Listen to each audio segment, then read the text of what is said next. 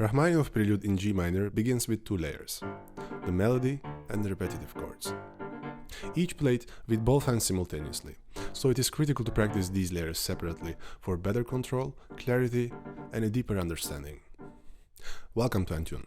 Let's dive into the first phrase. In the first two bars, Rachmaninoff emphasizes the 8 notes with staccato, tenuto, and an accent in the melodic layer.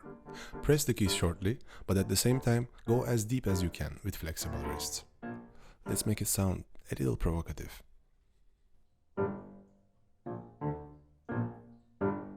In the next motif, we have a crescendo followed by an accent. Start softly and increase the dynamics abruptly. Also keep it legato and come back to the previous dynamic after the accent. Here the melody starts to evolve with a crescendo and a different articulation.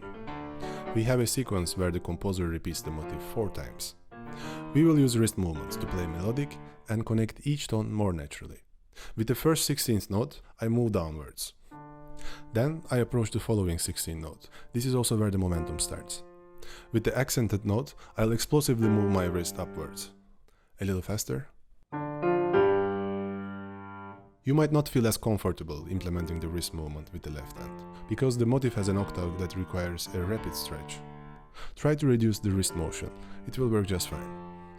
The reason I offer these wrist motions is that there is a massive difference in sound between fixed wrist and flexible wrist. When we use more power, there is a bigger chance of producing a metallic or harsh sound. We can avoid this by playing with flexible wrists, without compromising the volume. Alright, now let's play these 2 bars. I will increase the dynamics gradually towards the forte dynamic.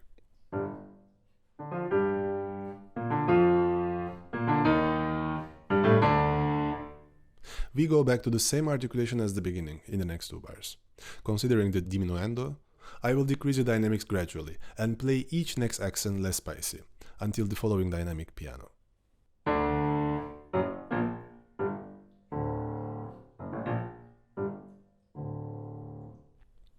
Next comes the melodic layer played only with the right hand. 3 motifs need help from the wrist. The first one is familiar from before. In the second one, we have tenuto in the first chord, where the emphasis is. The last chord has a staccato, but is lighter this time. The third motif starts with an accent, and then a staccato. It is the softest one. The other chords in the melody will be very light and follow the dynamic progression. Let's highlight the top voices to make them sound more melodic and keep the wrist very flexible.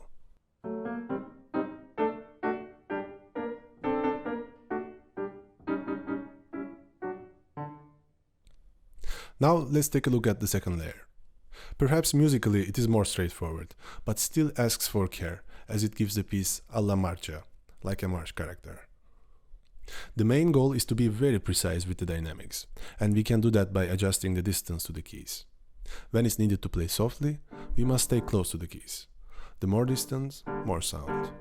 In the first 2 bars, I will not only stay close, but go slightly in the keys to minimize the space.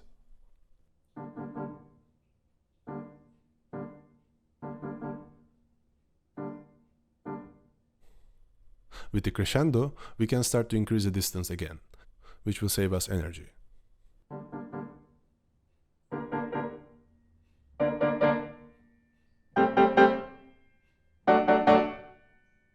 And do the opposite with the decrescendo.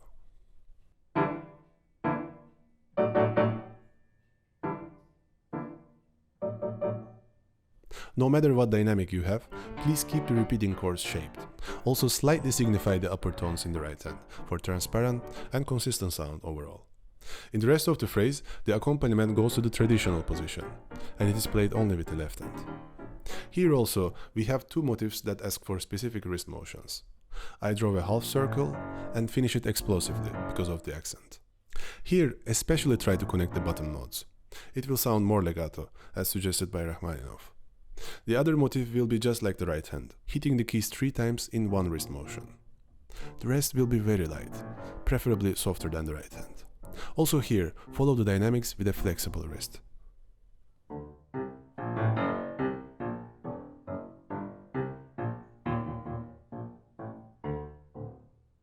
Try to get comfortable as much as you can with playing each of these layers separately.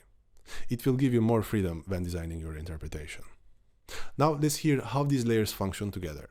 Let's expose the melodic layer and keep the accompanying chords flat and softer.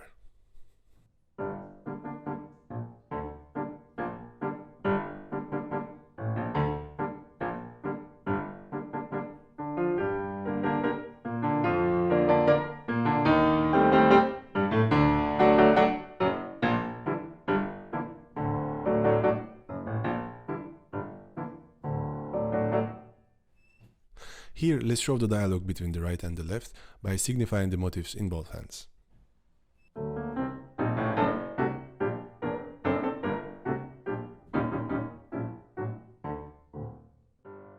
The next two bars are identical to the beginning, so I would design them pretty much the same.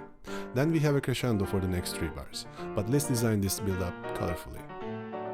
I recommend considering some dynamic variety, as the melody has a dialogue per se. The first motif is a little assertive, then a different opinion, more insisting one, the answer, and finally, the persuasive one.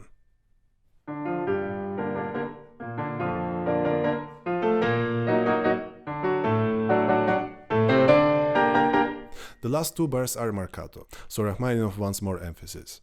Still, I like to contrast the layers and emphasize the upper one a little more.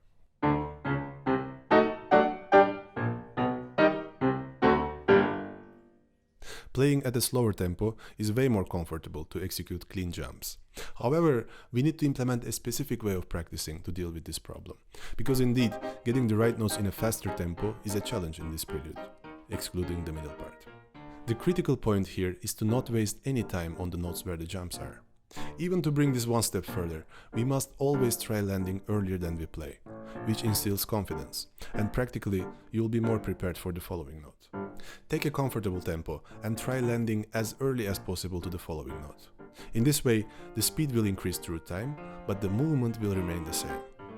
We need very precise pedaling to make this plan function at its best. In the first two bars, I'll implement the sustain pedal shortly on the first, third, and fourth beats, where the jumps are.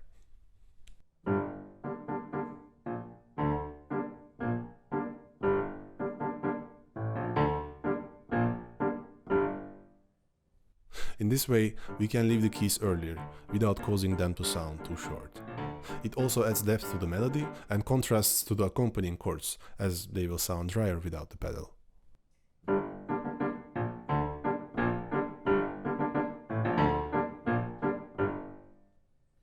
I will change the pedal twice on each motif in the following bars. It will add more color and help to play more melodic. However, I will also let the pedal go gradually in the longer notes, and here is why. If you keep the pedal fully for the whole duration of these notes, the upper layer will get blurry and will sound inconsistent. Gradually letting go of the pedal in the frame of duration can decrease the blur and make it sound more transparent and consistent.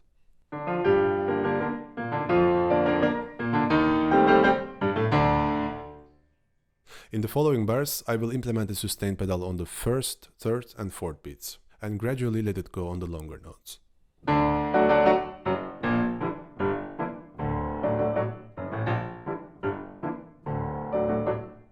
I like to keep the next section a little drier to change the character. We have 5 similar motifs in both hands, but only the first 3 have a slur. I will touch the pedal lightly at the start of these motifs and release it by the end.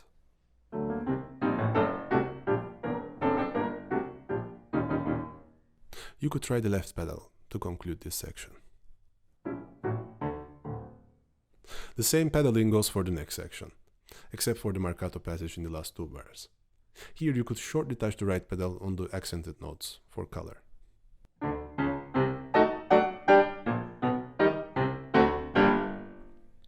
Let's move on to the next section. It begins in E flat major, which is the first time Rachmaninov chooses a major tonality to start the section. It has a very noble and heroic character. Here the composer switches the roles in both layers. The upper layer becomes the melody, and the bottom layer accompanies it. Let's start with the melody. Try to signify and connect the top notes in both hands, and play the rest lighter.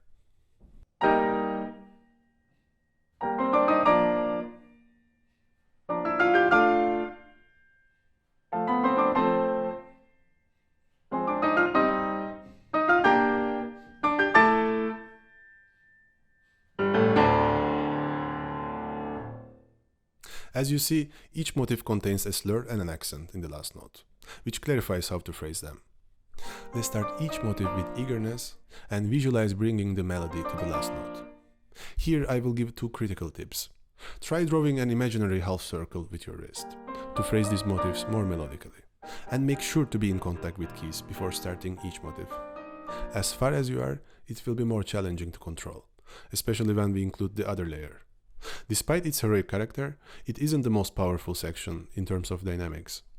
Rachmaninoff suggests forte, softer than the following sections fortissimo.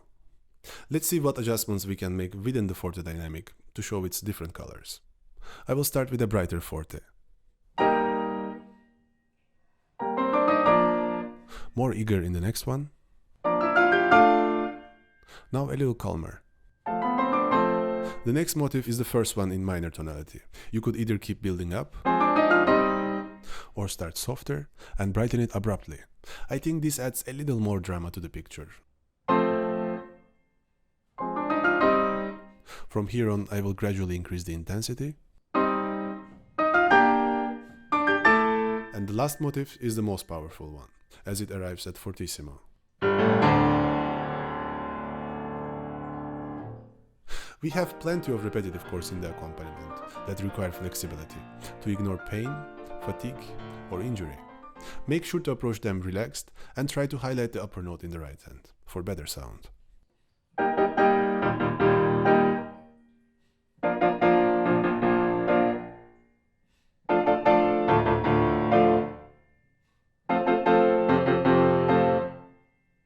Here the left hand legato and the right hand staccato. Here I'll increase the dynamics to prepare the next section. Now let's put them together. Remember to keep the melodic layer more present.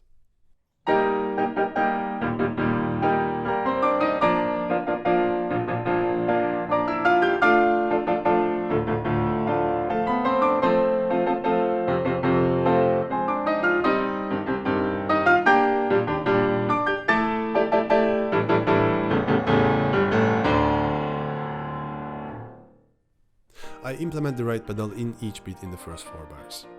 However, I keep the pedal short in the first 2, and for the whole beat in the 3rd and 4th beats, to maintain the shorter articulation on the 16 notes with staccato.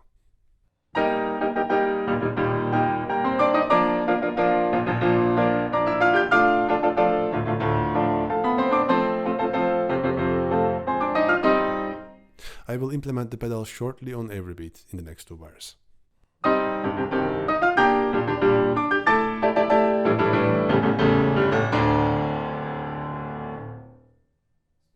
We have an explosive crescendo with the chorus in the next part, and after comes the right hand's octaves. These 2 bars bridge to the new section in the fortissimo dynamic.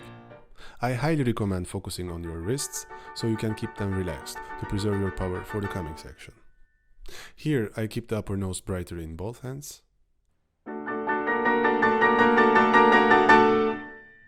Then I signify the top voice in the octaves with the single notes in the left hand to richen the color. Here I add the right pedal and keep it till the first beat of the next bar.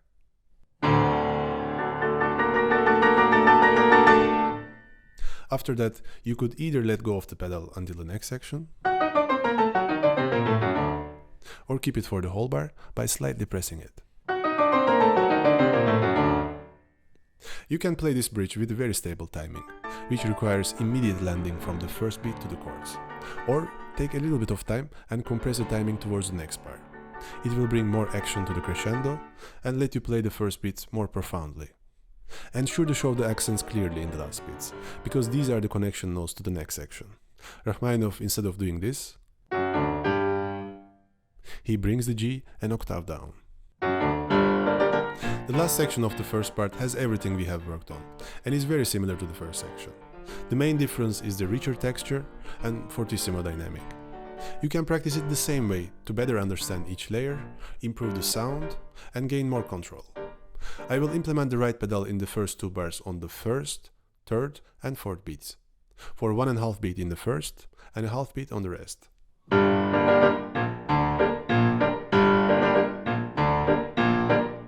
After that, I will do the same pedaling on the longer notes, but I will also add a short pedal on the 16th notes.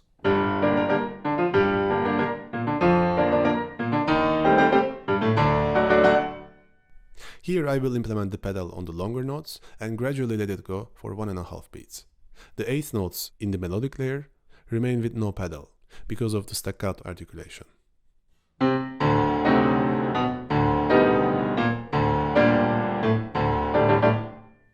Especially without pedal, they could easily sound too short. So make sure to go deep into the keys. From here, we must start to decrease the dynamics and perhaps slightly stretch the speed, especially in the last bar.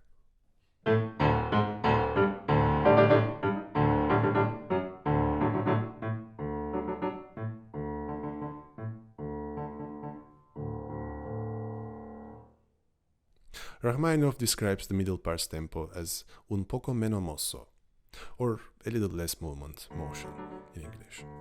In my opinion, we need to make this transition very smooth and homogeneous for the musical flow. Let's move on to the middle part. Here we have 3 layers that must be practiced and designed separately to search for storytelling interpretation. First, let's talk about the hierarchy of these layers. The arpeggios in the left hand are very light, gentle, and legato, which creates a cloudy landscape for the melodic layers of the middle part. Then we have the upper layer, which contains a mournful melody in the chords. This layer must be played more present, yet with very clear voicing. And lastly, we have the middle layer, which in my opinion is the most present one. I imagine a full, deep, and captivating tone, like a horn. Building a spectrum of layers is essential to play this section meaningfully. Let's design the upper layer. Here I like to lean slightly to the right with my hand to emphasize the melody more comfortably, without compromising the lightness of these chords. I highly recommend practicing the upper melody with the 5th finger to gain more sensitivity when attacking the keys. Try playing as legato and melodic as you can and consider the dynamic marks, despite using one finger. Rachmaninoff gives quite precise instructions about phrasing in the score. Some chords and octaves have the tenuto sign, and we need to emphasize them with timing and dynamics. In the first phrase, I like to bring the melody towards the climax chord and back. Then bring it to the next climax and softly arrive at the destination. Here we will also use timing for emphasizing. Let's stay a little longer on the tenuto signs and play more fluent with the rest.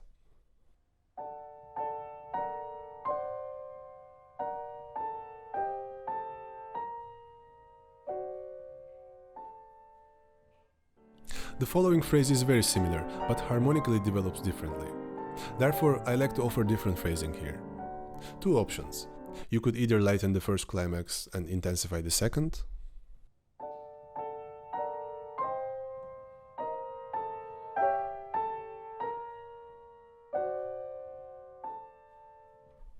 or do the opposite, intensify the first climax and lighten the next.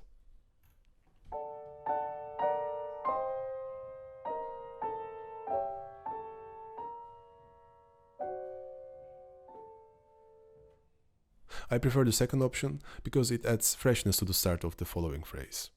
Here we have a pretty similar start as in the previous phrases. I will again bring the melody towards the climax and back.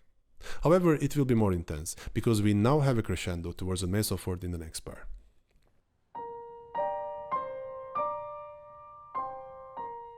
In the next bar, we emphasize the first beat and afterwards play with smoother timing and precise dynamics.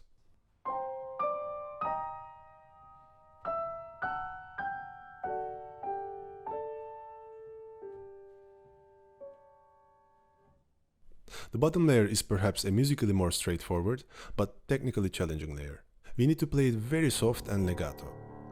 I like to emphasize the bass notes minimally, which helps clarify the timing and give the passage a gentle direction to the climax and back.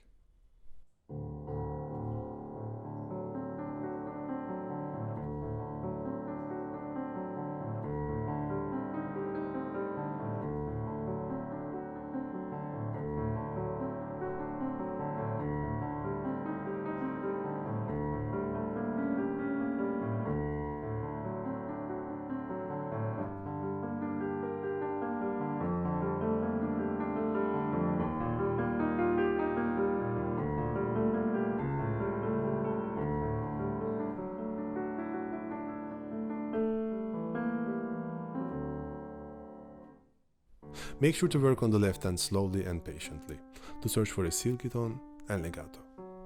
Lastly, the middle layer, played with the right and the left hands. As mentioned earlier, it will be the most present layer. Here, it's like hearing a distant ship's horn. Try going deep in the key and do not rush.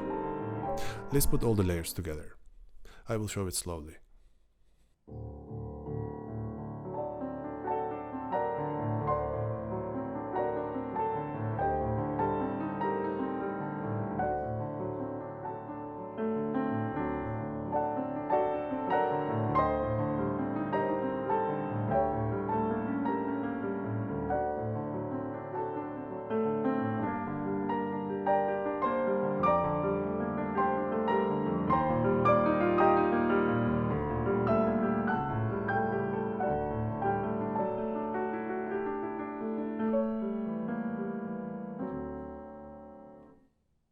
I will use the left pedal in the first two phrases and let it go as soon as the crescendo starts, and implement the right pedal by changing it every bass note.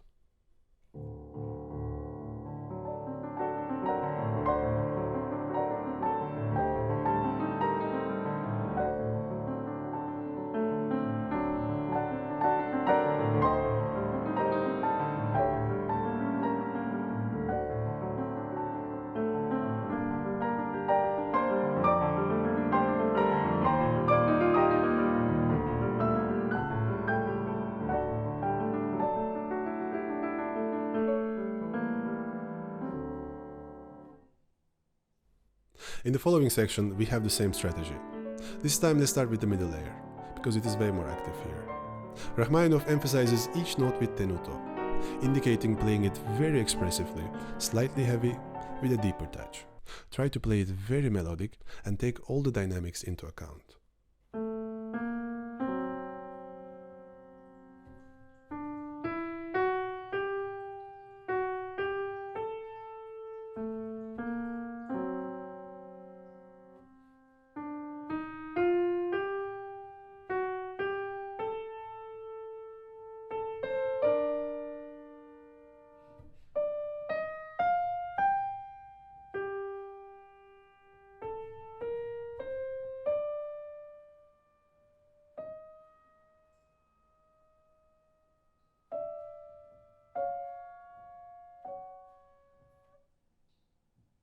Let's move on to the upper layer. For now, ignore all the notes that belong to the middle layer and play only the rest. The first two phrases are almost identical to the first section. Only in addition, Rachmaninoff emphasizes the first beat. Also here, I will emphasize the second phrase's climax more to create a musical dialogue. The last phrase is also familiar from the first section, but there are no tenuto signs anymore.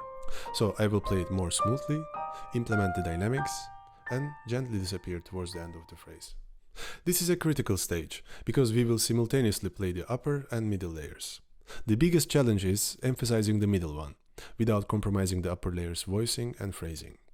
Let's take the first and the third beats in the second bar. G in the first chord and A in the second chord must be played more present. Although both situations are slightly different, the solution is the same. I will keep my thumb a little lower in the first chord, and I will do that with the second finger in the second chord. The little bump that you create will sound more than the other notes. I will use the same technique and keep the melody present in the rest of the middle layer. Let's slowly play the upper and the middle layer.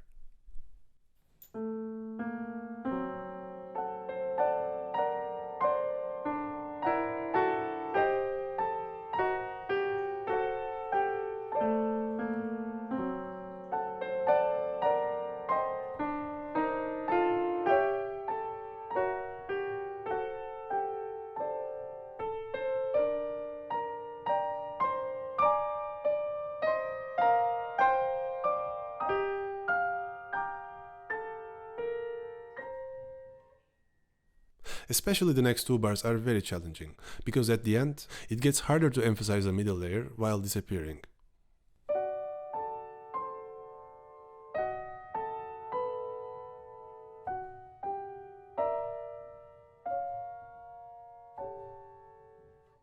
We must phrase the upper layer's motive while emphasizing the middle layer and simultaneously disappearing with both.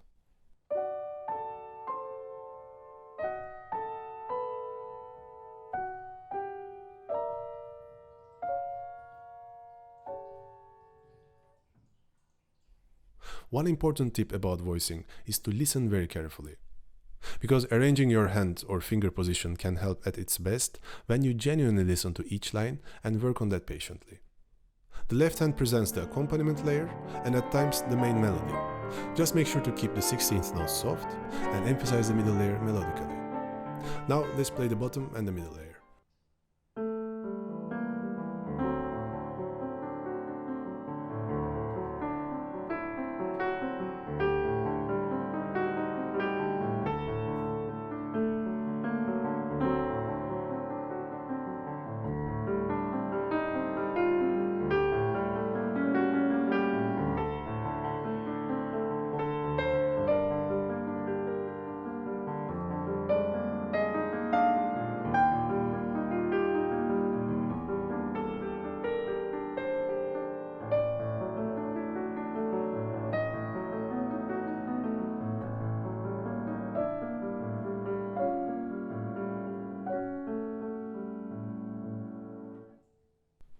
Well, the time has come to put these three layers together. I will show it very slowly. Please follow carefully how the middle voice develops, the upper layer as a secondary melody, and the bottom layer as the wavy background.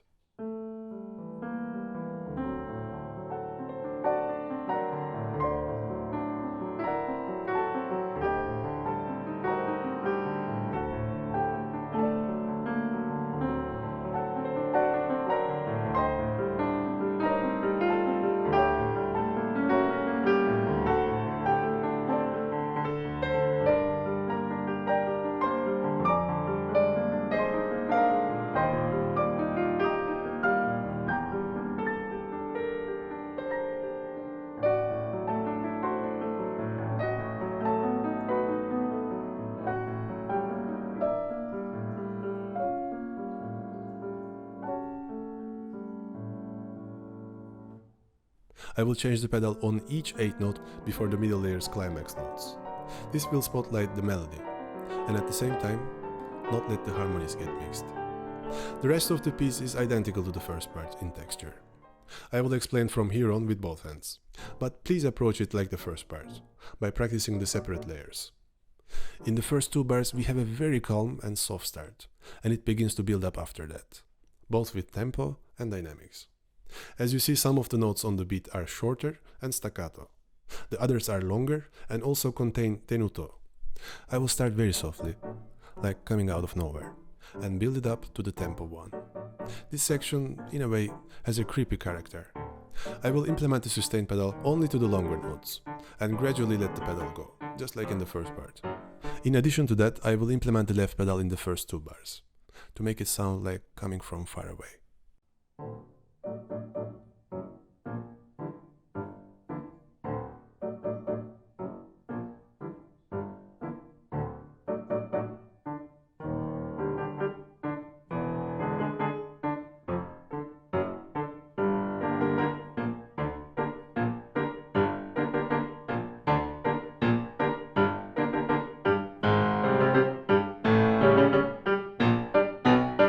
As soon as arriving in tempo 1, stop increasing the speed and keep growing the dynamics. Let's implement the pedal only to the longer notes.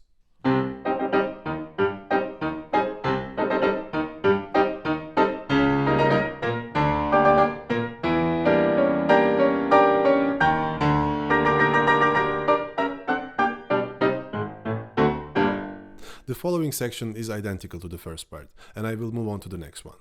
Rachmaninoff's dynamic is fortissimo here, so it must sound grand. However, it is dangerous to overuse the pedal in this dynamic, because it could sound messy and noisy. I will use the right pedal shortly on the 16th and 8th notes in the melodic layer, excluding the ones with staccato. I will keep it longer on the rest and let it go gradually to make the accompaniment chords sound more crispy.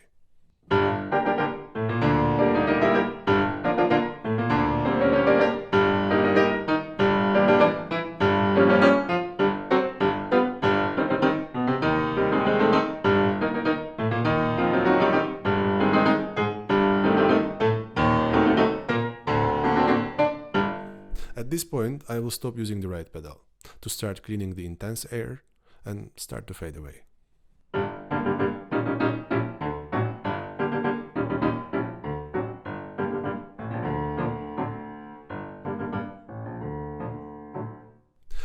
last 3 bars must be very light.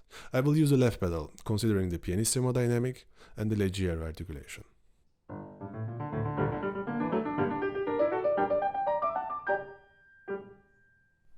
Not using the right pedal is challenging, but the reward is excellent. So give it a try. I find the fingering a little tricky for the right hand here, and I have felt comfortable with different options on different pianos. Therefore, I will include 2 of my favorite options you can choose from in the score. And of course, I will include my fingerings for the entire piece in the sheet music, which you can download for free in the description. Lastly, about the tempo. I like to keep the first and the last part at a moderate speed, because it helps me to reflect on the march character and have enough time to play with more detail. Also, I won't need to drop the tempo too much in the middle part, but have a smoother transition. Now it's time to give it a try and put everything I explained together. Here it comes.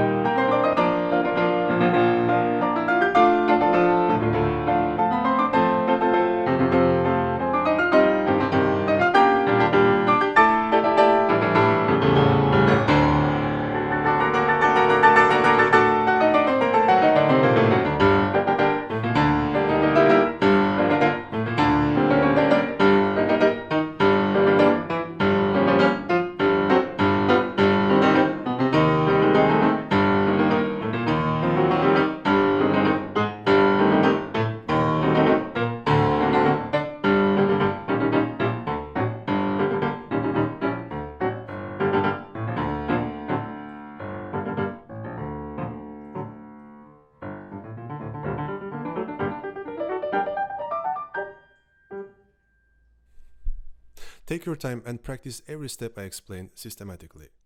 Please also try to match each section with a story when doing that. Things will go even better then. That was all for today.